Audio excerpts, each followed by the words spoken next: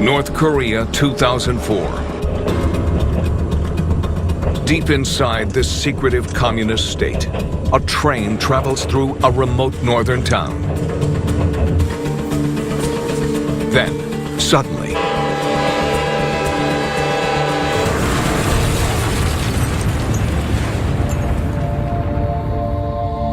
in April of 2004, there was a massive train explosion in northern North Korea. The explosion is so enormous, it registers a magnitude 3.6, equivalent to a small earthquake. It killed several hundred people, destroyed a town of 10,000 people, left 2,000 people wounded. According to the North Korean government, the train was carrying liquefied petroleum. But before anyone can discover anything more, the regime forbids further reporting on the incident. A week later, they banned all use of cell phones in North Korea for 5 years. Just what is going on in the rogue nuclear state? 5,000 miles away, one nation is following the incident with great interest.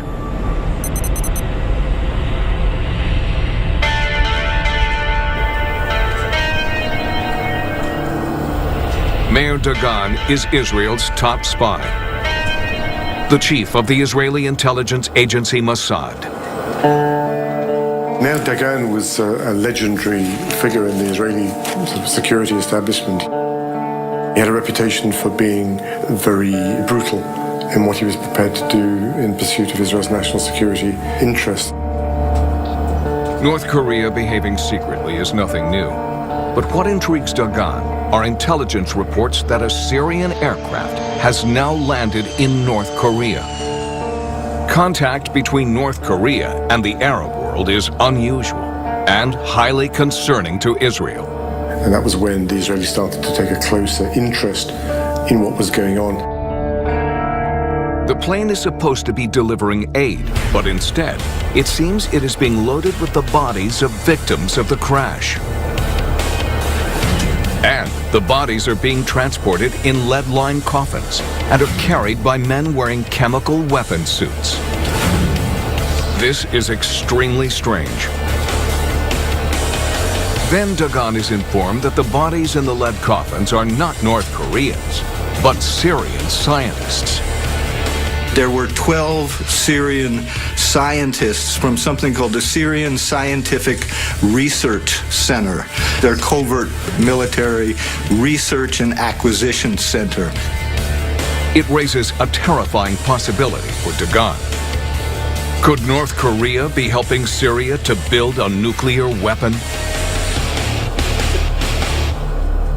Dagan has to find out more. It becomes a top priority for Mossad and will eventually lead to one of the most extraordinary black ops of all time. 2 years later, a woman walks into a London hotel bar. Her arrival is noticed by a man who's been drinking alone. But this is no innocent meeting. The man is a high-ranking Syrian nuclear official traveling to London alone.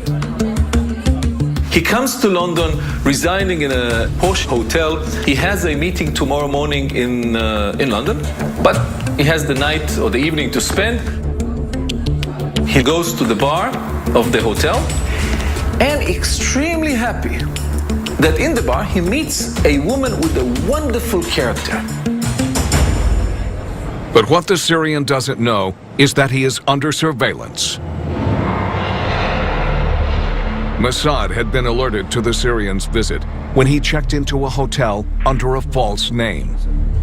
The Israelis dispatched teams of people to monitor him. Unaware he is being watched, the Syrian continues to flirt with the woman. And she's also impressed by him. He orders another drink and another drink, and he's confident that he has a wonderful way of spending the night. But he is also unaware that the woman is not as she seems. He doesn't know that this woman is a part of the Mossad crew, and she was there to keep him busy while her team is breaking into his hotel room.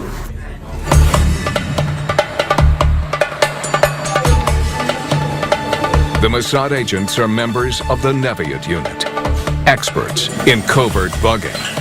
The team specialized in breaking into hotel rooms. It takes just seconds for the Neviot team to override the hotel room security.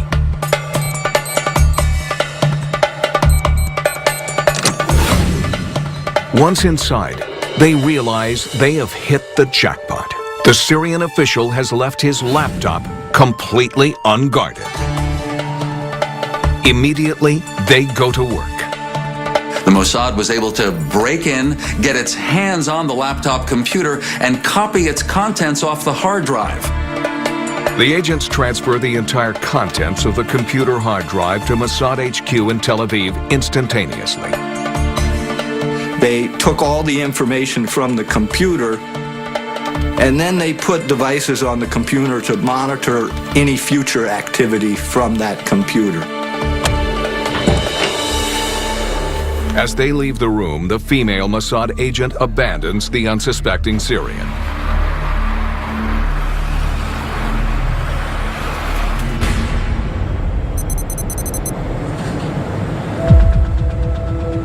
Within 15 minutes, Dagan and his analysts are looking at the files in Tel Aviv. What they found on his computer was really rather extraordinary. On one folder, they found JPEGs that looked very odd. Appearing on the screens in front of Dagan are hundreds of photos documenting the construction of a large industrial facility. It was clear that this is an unknown facility, a huge one. The building they saw was quite large, 130 feet by 130 feet by 70 feet tall. Initially, the building resembles a treehouse on stilts with pipes leading to a pumping station. Later photos show modifications, and eventually the entire complex is hidden beneath a huge roof. Initially, Dagan is unsure of what the facility might be. But then, it begins to dawn on him what the images are showing. He sees large industrial equipment inside the facility. It is an exact replica of something Dagan has seen before in intelligence images from North Korea. They showed that it was almost an exact replica of the Yongbyon nuclear weapons facility in North Korea. It was exactly the same reactor. The two were perfectly matched. Dagan has no doubt as to what they have uncovered. The evidence was overwhelming. North Korea was building a nuclear reactor in Syria. The potential for a nuclear weapons program in Syria is a direct threat to Israel's national security, and one that would have to be neutralized immediately.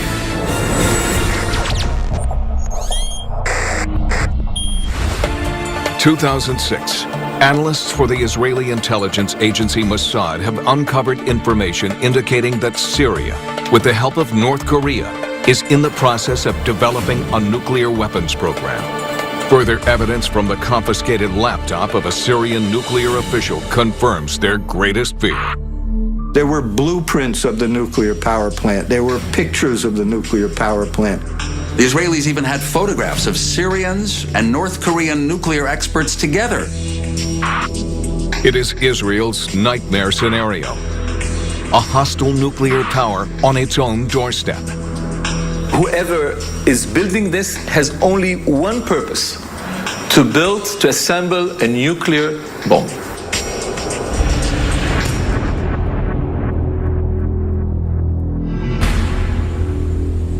Dagan is now certain there is a nuclear weapons program in Syria.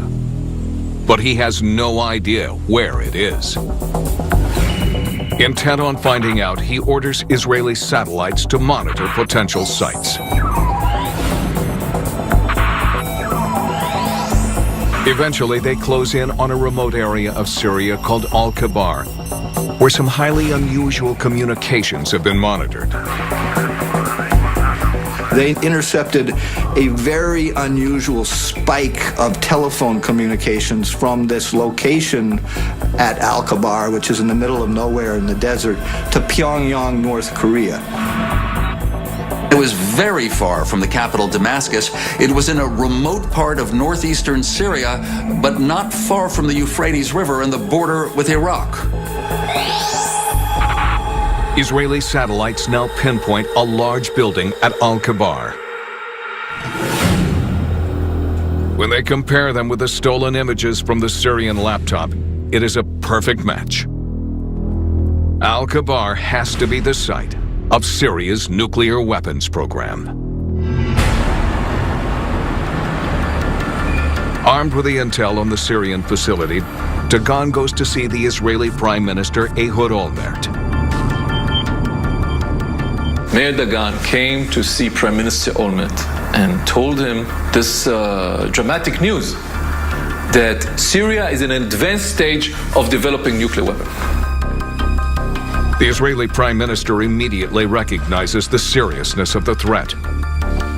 Olmert said one thing right at the start, and that was the Syrian nuclear weapons program is simply intolerable for Israel. It cannot be permitted. This is an existential threat to Israel. This reactor has to go away. The only way to be rid of the nuclear weapons program is to blow up the reactor. But first, he has a series of questions for Dagan. Most importantly, how far advanced is the reactor? If it is already operational, then a bombing could cause a catastrophe. If the reactor is already active, then full destruction of the reactor might cause an enormous environmental pollution poisoning. But Dagan doesn't know yet if the reactor is fully operational. The JPEGs were 15 months old, so this facility must be more advanced. They desperately need to find out how advanced the construction is. That means doing something extremely risky. Sending someone in to take a look. The next step would have to be risking the lives of operatives. Olmert has only one group of men capable of operating undetected hundreds of miles within enemy territory. So he calls upon Israel's elite Black Ops unit. In English, they are known as the unit. In Hebrew, they are the Sayeret Matkal.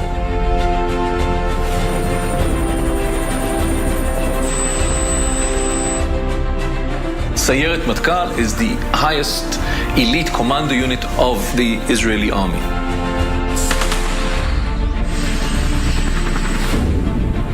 Sayeret Matkal in Israel is nothing short of legendary or mythical. It's essentially the top unit in the army. Their job is to go on special operations that are considered beyond the scope of your regular troops. It's a unit modeled after the British SAS. SEAL teams are similar to it. Delta Force is similar to it. They're some of the most highly trained units in the world.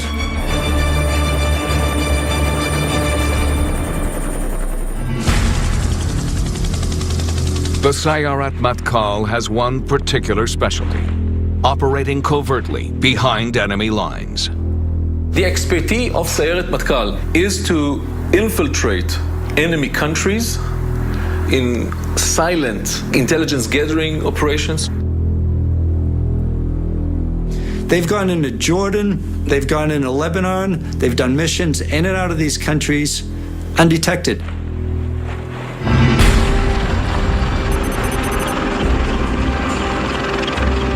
While never officially confirmed, it is believed that on an overcast summer night, the selected commandos prepared to set out on their mission.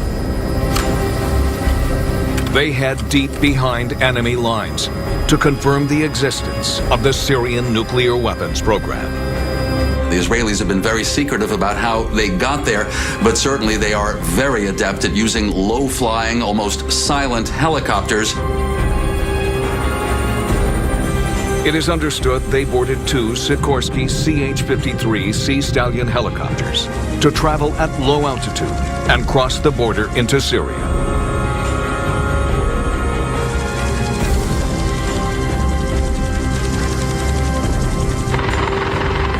The commandos are dropped a safe distance from the facility. Israelis were able to get on the ground within about a mile of this mystery building in northeastern Syria. As the commandos set off, they know that no matter what, the Syrians must not be alerted to their presence. Once the helicopters are gone, if the Syrians discover them, there is no chance of being rescued. But that was an extremely risky intel gathering mission. If there was a mistake made and they were compromised, that could have been war.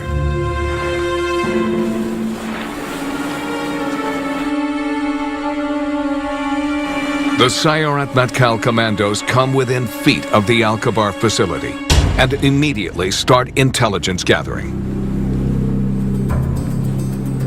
The unit did the intel collection on the ground, right at the site. That was extremely dangerous.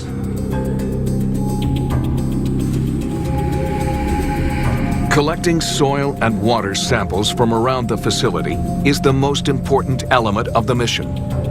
It is the only way Israel can find out for sure if the reactor is operational.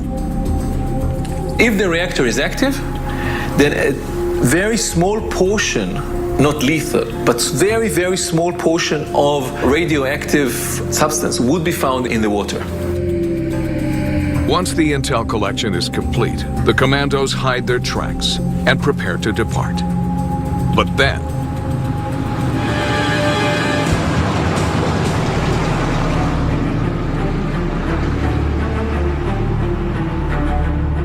they were almost caught. They left the scene in the very last minute.